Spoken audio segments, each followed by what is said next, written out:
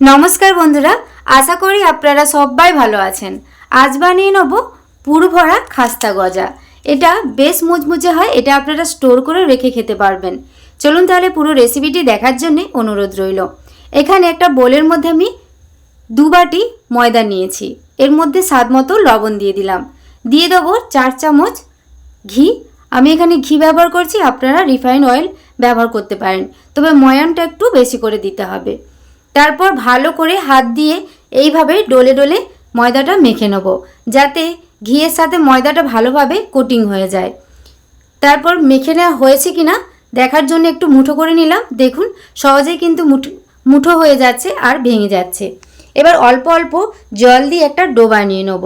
আমরা যেরকম ময়দা বা আটা মাখানোর সময়, যেমন আমরা রুটি বানানোর সময় যে ডোটা মাখাই, সেইভাবে একটু নরম করে মেখে নেব। একটু ভালো করে দলে নিতে হবে। ডোটা আমার মাখা হয়ে গেছে। এবার এটাকে আমি 10 থেকে 15 মিনিট রেস্টে রেখে দেবো। ওপর দিয়ে একটু তেল লাগিয়ে নিচ্ছি, যাতে ওপরটা ড্রাই না হয়ে যায়। চাপা দিয়ে রেস্টে রাখছি। এবার আমি পুরটা বানিয়ে নেব। তার জন্য গ্যাসের মধ্যে একটা কড়াই বসিয়েছি, দিয়ে দেবো হাফ বাটি সুজি। এবার মিডিয়াম আছে এটা অনবরত নাড়াচাড়া করে ওই শুকনো কড়াই নেড়ে নেব। এখানে কোনো রকম তেল ব্যবহার করব না, শুকনো কড়াই একটু লাল লাল করে ভেজে নিতে হবে। দেখুন এরকম একটু লাল লাল করে ভেজে নিতে হবে। এবার এটাকে নামিয়ে আরেকটা পাত্রে আমি তুলে নিচ্ছি। ওই একই কড়াইয়ের মধ্যে দিয়ে দেবো 1 বাটি নারকেল কোড়া। আমি যেই হিসেবে সুজিটা নিয়েছি সেই হিসাবে নারকেল কোড়া নিয়েছি। হাফ বাটি সুজি নিয়েছি, 1 বাটি নারকেল কোড়া নিয়েছি। এবার এর মধ্যে 1 চামচ ঘি আর এলাচ গুঁড়ো দিয়ে এটা মিডিয়াম আছে এটা নাড়াচাড়া করে নেব, হালকা করে ভেজে নেব। কয়েকবার এখানে নেড়ে নেওয়ার পর নারকেলটা দেখুন কতটা ঝরঝরে হয়ে গেছে। এখানে ঘিটা দেওয়ার কারণে পুরটা কিন্তু আরও স্বাদের হবে। এবার এই সময় দিয়ে দেবো চিনি। চিনিটা দিয়ে কয়েকবার আবারও নেড়ে নিচ্ছি।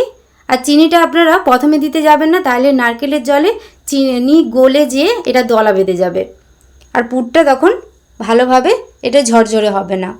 কয়েকবার নেড়ে নেওয়ার পর এবার ভেজে রাখা সুজিটা দিয়ে দিলাম, দিয়ে ভালো করে মিশিয়ে কয়েকবার নাড়াচাড়া করে নিলেই পুরটা কিন্তু এখানে রেডি হয়ে যাবে। দেখুন পুরটা কিন্তু হালকা ব্রাউন কালার করে ভেজে নিয়েছি, আর কতটা ঝরঝরে হয়েছে, আর চিনিগুলো গোটা গোটা বোঝা যাচ্ছে। এবার এটাকে নামিয়ে পুরটাকে আমি ঠান্ডা হতে দেবো।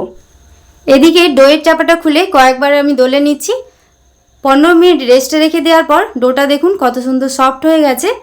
কয়েকবার দলে নিচ্ছি। এবার লেচি করে নেব। লেচিগুলো আমি একটু বড় বড় করেই কাটছি, 3 ভাগে 3টে আমি লেচি করছি। আপনারা এর থেকে ছোট করেও লেচি করে নিতে পারেন। 3 ভাগে 3টে আমি লেচি করে নিয়েছি। এবার একটা লেচি এইভাবে ভালো করে গোল করে নিলাম। এবার ময়দা গুঁড়ি দিয়ে এটাকে পাতলা রুটির মতো করে বেলে নেব। পুরো রেসিপিটি আপনারা দেখতে থাকুন।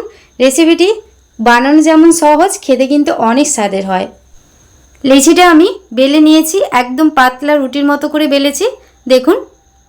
এবার এখানে একটা বাটি নিয়েছি মাঝারি সাইজের, এইভাবে আমি গোল গোল করে কেটে নিচ্ছি।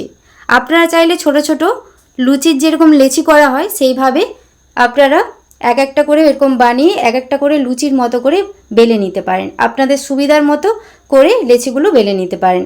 এই বাড়তি আটাটাও আমি বেলে নেব। এবার বেলা লেচির মধ্যে 1 চামচ করে আমি পুর দিয়ে দিচ্ছি, আর পুরটা কিন্তু ঠান্ডা হলে আপনারা ব্যবহার করবেন। তারপর এইভাবে মাঝ বরাবর এভাবে মুড়ে নিচ্ছি, আর হালকা হাতে একটু চাপ দিয়ে দিচ্ছি। দেখুন এভাবে মুখগুলো চাপ দিয়ে নিতে হবে। প্রত্যেকটা একইভাবে আমি মাঝ বরাবর মুড়ে নিচ্ছি, এতে কাজটা কিন্তু একটু তাড়াতাড়ি হয়।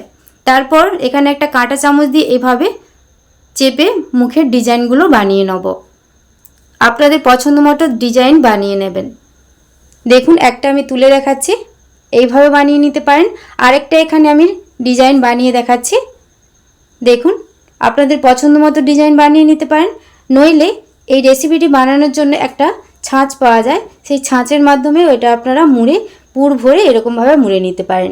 এই ডিজাইনটা কত সুন্দর লাগছে দেখুন। আমি 2 রকম ডিজাইন কয়েকটা করে বানিয়ে নিয়েছি। এবার এগুলোকে আমি ভেজে নেব। কড়াইয়ের মধ্যে বেশ কিছুটা তেল দিয়েছি।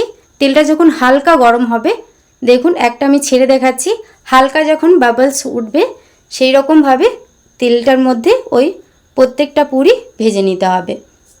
আর গ্যাসের ফ্লেমটা এই সময় মিডিয়াম আঁচে রাখতে হবে, আর মিডিয়াম আঁচে একটু সময় ধরে এগুলোকে ভেজে নিতে হবে। কিছুক্ষণ পর দেখুন এগুলো কত সুন্দরভাবে ফুলে যাচ্ছে। মিডিয়াম আঁচে কিন্তু একটু সময় ধরে হালকা ব্রাউন কালার করে ভেজে নিতে হবে। আমার চ্যানেলে আপনি যদি নতুন হয়ে থাকেন প্লিজ আমার চ্যানেলটি সাবস্ক্রাইব করবেন, আর পাশে থাকা বেল আইকনটা পুশ করে দেবেন আমার নতুন ভিডিও পাওয়ার জন্যে। ফেসবুক পেজ থেকে যদি দেখে থাকেন প্লিজ আমার ফেসবুক পেজটা ফলো করে দেবেন। এরকম ব্রাউন কালার করে ভেজে নিতে হবে। দেখুন কত সুন্দর হয়েছে, আর একটাও কিন্তু মুখ ফেটে যায়নি বা খুলে যায়নি। সবগুলো তুলে নেব, আর বাদ বাকিগুলো একইভাবে ভেজে নিয়েছি। এখানে সবগুলো ভাজা হয়ে গেছে, প্লেটের মধ্যে নিয়ে নিয়েছি। দেখুন কত সুন্দর লাগছে, বেশ খাস্তা মুচমুচে হয়, খেতে কিন্তু দারুণ স্বাদের হয়। এটা আপনারা কৌটোর মধ্যে কয়েকদিন ধরে রেখে খেতে পারবেন। কত সুন্দর হয়েছে দেখুন, বাড়িতে অবশ্যই বানাবেন, বাচ্চাদের তো খুবই পছন্দ হবে। আর এটা আপনারা সন্ধ্যের টিফিনে বলুন বা বাচ্চাদের স্কুল টিফিনেও দিতে পারেন। একটাও কিন্তু ডিজাইন এলোমেলো হয়ে যায়নি। দেখুন কত সুন্দর হয়েছে, বেশ খাস্তা মুচমুচে হয়, আওয়াজটা শুনেই বুঝতে পারছেন। আজকের রেসিপিটি আপনাদের কেমন লাগলো অবশ্যই কমেন্ট করে জানাবেন। সবাই খুব ভালো থাকবেন, ধন্যবাদ।